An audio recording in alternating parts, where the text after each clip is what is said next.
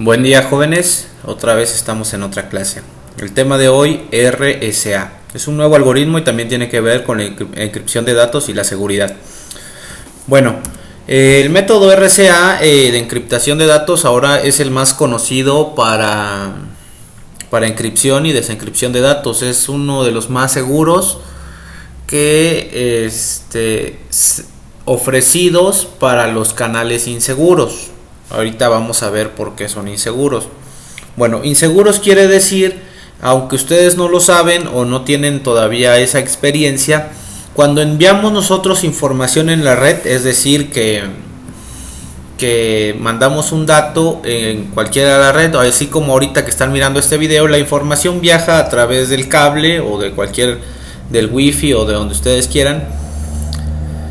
Pero esa información, si no va cifrada, va como texto plano. ¿Qué quiere decir? Que cualquier persona se puede poner a mitad de la red y leer esos datos sin que haya ningún problema. Entonces, la clase pasada habíamos visto el algoritmo DES, que es de claves simétricas, donde se utiliza una clave tanto para encriptar como para desencriptar. En este algoritmo cambia por completo porque se usa una llave privada. ¿Cómo es el ejemplo? Hagan de cuenta que van a mandar ustedes una carta con un candado, lo mandan en una cajita que tiene un candado y la envían por el canal 1 y ya por el canal 2, es decir, por otro camino, ustedes envían la llave. ¿Qué quiere decir? Que la información se va por un lugar y la llave privada va por otro lugar. Es decir, tú puedes obtener la información o robarla, pero si no tienes la llave no vas a poder descifrar. Entonces, lo que se trata de aquí es generar una llave privada para que no puedan romperse. Y como ya habíamos visto en el método anterior, se trata de buscar un método que en estos tiempos sea imposible de descifrar a través de fuerza bruta. Ya ustedes tuvieron en la semana pasada la experiencia, espero que hayan intentado descifrar a través de fuerza bruta, pero las computadoras de ahora ya pueden procesar muchos datos. Entonces se trata de encontrar operaciones que, a pesar de que se procesen mucho, no se puedan encontrar las soluciones. Bueno, ¿cuál es la solución hacia esto?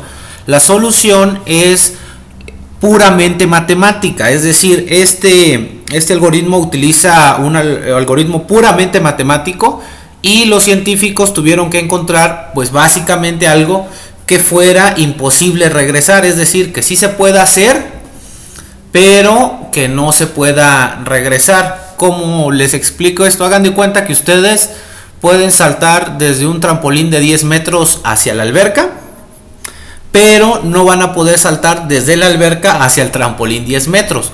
Entonces el algoritmo es muy fácil de ida, pero de regreso tiene que ser prácticamente imposible. Bueno, chequemos el algoritmo. Escoger dos números primos, P y Q, calcular N, que es el producto de esos dos números primos que ustedes van a escoger. De ahí empezamos a factorizar, hacemos una factorización, es decir, la operación la cambiamos de tal manera que es la misma operación, pero quede de diferente manera.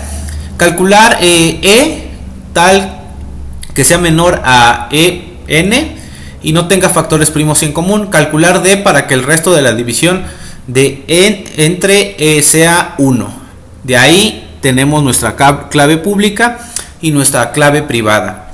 Bueno, a la derecha pueden mirar ya en términos matemáticos únicamente la operación. Antes de que se preocupen, déjenme decirle que no vamos a ver la parte matemática, no tienen que recordar lo que es la factorización, pero sí más o menos tienen que saber de qué se trata. Antes que nada vamos a ver lo que son los números primos. ¿Por qué es importante en este algoritmo los números primos? Bueno, en matemáticas un número primo es un número natural mayor que 1 que tiene únicamente dos divisores positivos. Bueno, cuando hablamos números naturales, recordando un poco de matemáticas, estamos hablando de aquellos números del 0 en adelante. No existe el menos 1, el menos 2, o el 2.14, o el 3.16, o la raíz cuadrada de menos 2, ¿no? Ese tipo de operaciones, no. Solo números positivos, enteros. El mismo y el 1. ¿Qué quiere decir? Los números que solo pueden ser divididos entre 1 y entre el mismo número. Por ejemplo, el 7. Entonces el 7 no es divisible entre 2 o entre 3, si es divisible entre el 5, el 7, que son divisibles únicamente entre sus propios números y entre 1. No puede hacer esa operación. ¿Por qué? El ejemplo de 137, que es un número primo, dividido entre 21, el cociente es 6 y como resto es 11. Dado que se puede escribir 137 es igual a 21 por 6 más 11. Entonces cuando se quiere factorizar, que estamos viendo esta operación ahí donde en esta parte donde se les dice que se tiene que calcular la factorización, lo que se hace y se buscan los números primos es porque los números en cualquier división que se haga siempre va a quedar un residuo. Es decir, si lo dividen ustedes entre 2, entre 4, entre 5, entre 6, entre 7, entre 10, siempre va a quedar un residuo. Por eso es la importancia de los números primos, porque siempre va a quedar un número para poder agregar en esta operación que es multiplicar y sumar a la vez. Entonces un número que sea par o que sea divisible de 3 no nos funcionaría porque nos daría un más 0, es decir, no quedaría ningún residuo. Entonces los números primos, por eso es muy importante a la hora de hacer estas operaciones. Entonces cuando manejamos este algoritmo, lo que se crea aquí en la clave privada es una especie de trampa en donde, por más que se conozca el algoritmo, lo mismo que les expliqué del clavado, de que ustedes se pueden aventar del trampolín de 10 metros, a la hora de intentar subir son millones, no, ya no son ni millones, son operaciones que no se van a poder calcular y no se va a poder llegar al resultado. Tan efectivo es este algoritmo que se sigue usando ahora en día. Bueno, un poquito más claro, menos matemáticas, ¿no? Perdón, ahí me faltó una vez. Bueno, suponga la conversación que está ahí entre Alicia y Bob. Los dos empiezan con un color, es decir, cada uno escoge un número primo. Empiezan con un color en común, es decir, una clave común entre los dos. Cada uno elige un color, en este caso sería un número primo. La combinación de estos colores, en el caso de Bob, da un color celestito. La combinación de Alicia da un color anaranjado un poquito más bajito. En esta parte donde se miran ustedes las flechitas, pueden ustedes observar que ahí es el tráfico en internet público, es decir, cualquier persona puede obtener esa información y robárselas.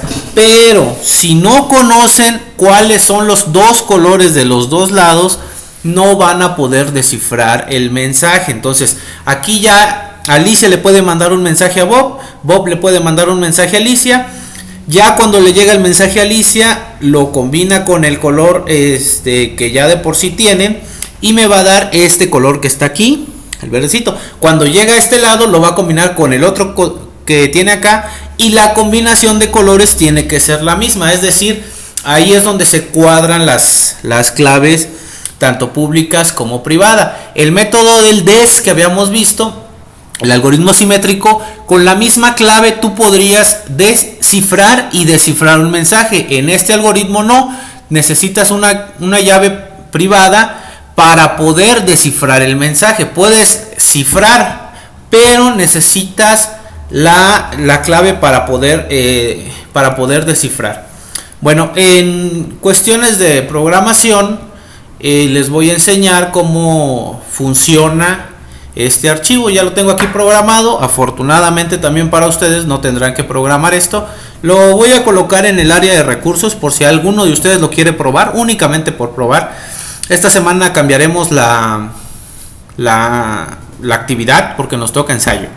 Ok, primero que nada le voy a dar crear claves, este botón. Bueno, en cuanto a la programación, yo creé una carpeta donde tengo aquí mi algoritmo de RCA. Aquí está. Y ahorita en lo que le acabo de dar este botón me acaba de crear una llave pública. Esta llave pública es la que ustedes pueden mirar acá. ¿Qué es lo que dice? ¿Cómo se utilizó? ¿Cómo se creó? Pues no se sabe. Bueno, el algoritmo ahí está, ya lo saben. Bueno, este es el archivo que yo creé. Ahora, para exportar, ahora tengo que dar exportar la clave pública. Ya que creo mi llave pública, yo le voy a dar exportar. Si yo le doy cifrar el archivo, voy a buscar, aquí tengo un archivo que me dice UDS, lo acabo de poner ahorita por ejemplo, le doy, me va a cifrar mi archivo, Voy a buscar acá en donde está encriptar. Aquí debe estar el UDS encrypt. Así se le pone la terminación. Puede ser cualquier extensión. Le voy a dar a editar con Notepad. Bueno, ahí está el archivo.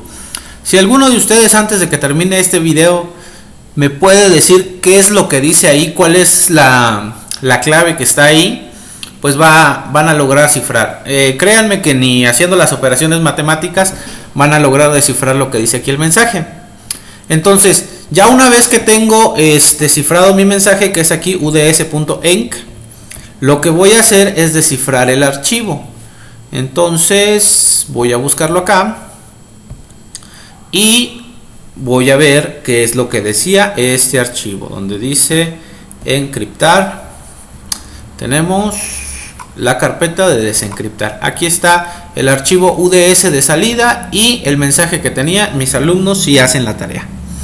Ok, entonces yo tengo aquí mis archivos, estoy creando una llave pública. Ahora bien, si yo creo, le doy importar la clave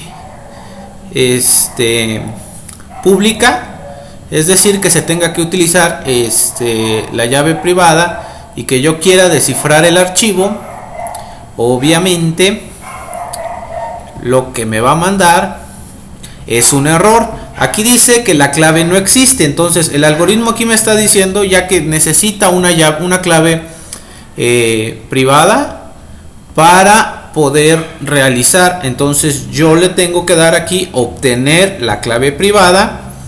En este caso aquí está la llave privada, que es key01, se escribió en el archivo, ya se conoce por defecto. A la hora que yo quiero descifrar el archivo, estoy aquí en UDS, ya ahí no me marca ningún error porque ya yo tengo la clave privada. Si yo agarro un archivo a partir de una llave privada, si lo intento descifrar, aunque yo tenga el archivo de la clave pública con el cual fue cifrado, no voy a poder obtener los datos de descifrado. Entonces este algoritmo es bastante seguro, espero que haya quedado un poquito claro. Bueno, el video espero que no sea tan largo. Esta semana tienen la actividad tenía que ver con este algoritmo de RCA, pero la tenemos que cambiar porque les envié un archivo que tenían ustedes que hacer un ensayo en la tercera semana. Entonces la tarea aquí está especificado en esta parte. Ok, su tarea, realizar un ensayo sobre la siguiente película, se llama Código Enigma. Si ya la vieron, la tienen que ver de nuevo y tienen que poner atención en específico sobre los temas que estamos viendo, que es la criptografía. Es una película que trata sobre algo real, algo que sucedió, sobre un personaje llamado Alan Turing, en el que estamos nosotros como ingeniero, se basa básicamente todo lo que hacemos. Él fue el que generó todo lo de las computadoras. No creó las computadoras, no inventó las computadoras, pero tratando de descifrar algo, ahí fue donde se empezó a crear todo lo de las computadoras. Entonces es una película muy interesante que tiene que ver con la Segunda Guerra Mundial, pero se enfoca mucho a lo que es ingeniería. Entonces pónganle mucha atención, sobre todo a lo de cifrar y descifrar mensajes. Tienen que hacerme un ensayo. Recuerden, sus ensayos tienen que darme una opinión, qué les pareció la película, qué les gustó, qué no les gustó, qué sabían, qué no sabían. Algo me tienen que expresar, por lo menos en una hoja, en una cuartilla. Acuérdense de agregar su hoja de presentación y envíenla antes del viernes. La película sí dura como 1 hora y media, hora 40 minutos, entonces sí le van a tener que dedicar tiempo.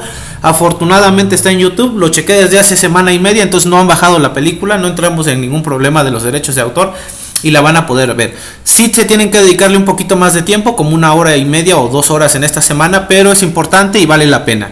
Por favor, vean la película, reporten su ensayo y cualquier duda estoy a sus órdenes.